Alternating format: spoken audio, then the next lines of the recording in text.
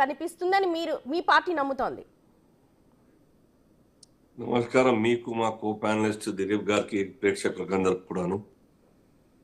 తప్పనిసరిగా మేమైతే ఆశావాహంతో ఉంటాం.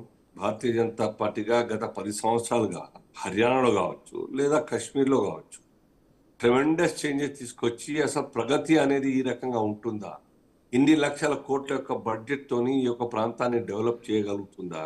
గతంలో యథేచ్ఛగా పాలించినటువంటి కాశ్మీర్లోని యొక్క కుటుంబ పార్టీలు కావచ్చు లేదంటే సెంట్రల్లో పాలించిన కాంగ్రెస్ పార్టీ యొక్క పాత్ర కావచ్చు కాశ్మీర్ డెవలప్మెంట్ లో, మరి ఎందుకు మార్చలేకపోయినారు వాళ్ళందరూ కూడా?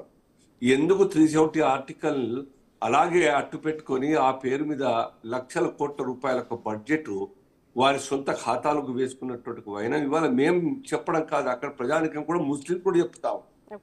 వారి ఆస్తుల యొక్క సంపత్తి రోడ్ మీద తీసుకొచ్చి కాన్ఫిస్కేట్ సీజ్ చేయాలని చెప్తా ఉన్నారు.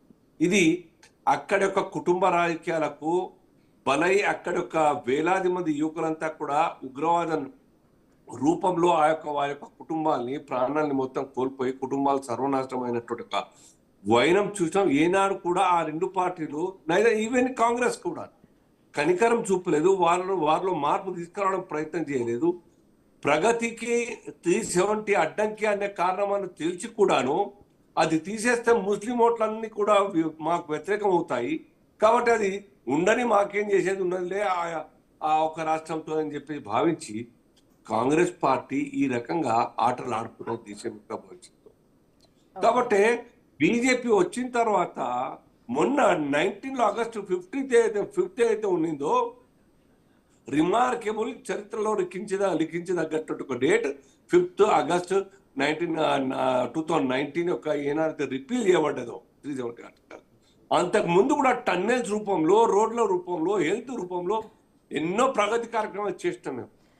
అయినా అక్కడి ప్రజల్లో మార్పు కనబడలేదు. కానీ ఇప్పుడు ఎక్సెప్ట్ జమ్మూ వ్యాలీ రీజన్ చెప్తున్నాను నేను, జమ్మూలో అయితే ప్రగతి చూపించినారు, ప్రజలంతా కూడా సపోర్ట్ చేసినారు. మ్యాండేట్ మాకు 25-26 సీట్లు గెలిపించినారు లాస్ట్ టైం ఎలక్షన్ లో. ఈసారి కాశ్మీర్లో మార్పులు చూస్తా ఉన్నాం. 370 ఆర్టికల్ తీసేసిన తర్వాత ఏ రకంగా ఎంప్లాయ్మెంట్, ఏ రకంగా టూరిజం, ఏ రకంగా అనేక మల్టీ సెక్టార్ డెవలప్మెంట్ యాక్టివిటీస్ చేపట్టిందో అది కాకపోతుంది. లోకల్ బాడీ ఎలక్షన్స్ లో రిజర్వేషన్ల యొక్క అమలు కూడా చేయగలిగినాం. ఇది బీజేపీ సర్కార్. మీరు చేసిన ఈ అభివృద్ధి అంతా కూడా ఇప్పుడు ఓట్ల రూపంలో మీకు జమ్మూ కాశ్మీర్ లో కనిపిస్తుంది అనుకుంటున్నారా? హర్యానా పరిస్థితి ఏంటంటారు? హర్యానా కూడాను మీరు చూడండి, హర్యానా నాకు తెలిసి ఐఎమ్ సబ్జెక్ట్ టు కరెక్షన్, 14 లో బడ్జెట్ యొక్క ఫిగర్ హార్డ్లీ 68,000 కోట్ల రూపాయలకు 14 లో హర్యానా యొక్క బడ్జెట్. నౌ లాస్ట్ ఇయర్ మీరు చూడండి 2,45,000 కోట్ల యొక్క బడ్జెట్ తోని బీజేపీ సర్కార్ 23లో ప్రవేశపెట్టిందంటే ఎంత ఆ రాష్ట్ర ఆర్థిక బలం పెరిగిందో మనం అర్థం చేసుకోవచ్చు. ఎన్ని వేల కోట్ల రూపాయలు ఆ యొక్క రాష్ట్ర డెవలప్మెంట్ కోసం కేంద్రం ద్వారా కావచ్చు, రాష్ట్ర ప్రజల ద్వారా వచ్చినటువంటి ఇన్కమ్ పెరగడం కారణంగా కావచ్చు ఆ రాష్ట్రం డెవలప్ అయింది. వాస్తవంగా Haryana it self developed state. చాలా మంచిగా వ్యవసాయంలో బాగా కష్టపడేటువంటి రైతులు, ప్రజలు చాలా జాగ్రత్తగా చాలా కష్టపడేటువంటి డెవలప్ చేయాలనే ఆలోచనతో ఉన్నారు, ప్రజలంతా కూడా ఉన్నారు.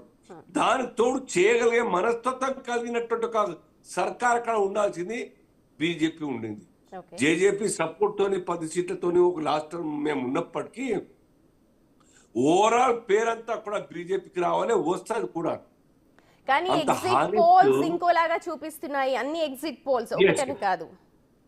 లాస్ట్ టైం బహుశా మీ టీవీలో కూడా మీకు సమాచారం ఇచ్చినటువంటి అనలిస్ట్ కూడా ఇదే మాట చెప్పినారు, మీరు కూడా ప్రసారం చేసినారు. మధ్యప్రదేశ్ రాదని చెప్పినారు, ఛత్తీస్గఢ్ 16-17 వస్తాయని చెప్పినారు. What happened at last? we won 55 seats in Chhattisgarh, 3/4 కన్నా ఎక్కువ మధ్యప్రదేశ్, ఆల్మోస్ట్ 3/4. ఇది అంచనాలకు విరుద్ధంగానే వచ్చింది కదా. సో ఇది ఏదైనా కావచ్చు, ఎన్నికలు మేము చేయడం మా కర్తవ్యం, మేము చేసినాం, ప్రజలకు కనబడతా ఉన్నది. మేము ఎక్కడ కూడా అవినీతికి అవకాశం లేకుండా during the period of Khattar, CM of Haryana, Khattar గారు చాలా నిజాయితీగా, ఆయన బ్రహ్మచారి, ప్రచారకు, దేశం కోసం తన జీవితాన్ని త్యాగం చేసినటువంటి ఒక వ్యక్తి ఎక్కడ కూడా అవకాశం ఇవ్వలేదు, ఆరోపణల అవకాశమే లేదు. దాని తర్వాత ఏదో ఒక కారణం చేత మార్చిన leadership Saini tremendous dynamic aggressive leader గా మరి ప్రొజెక్ట్ కావడం జరిగింది. అరే ఇంకా స్పీడ్ గా ఉంటుండే కదా సైని సీఎం అయి ఉంటే అని చెప్పి చాలా మంది మాట్లాడుతూ ఉన్నారు. సో ఇది బీజేపీ చేసింది.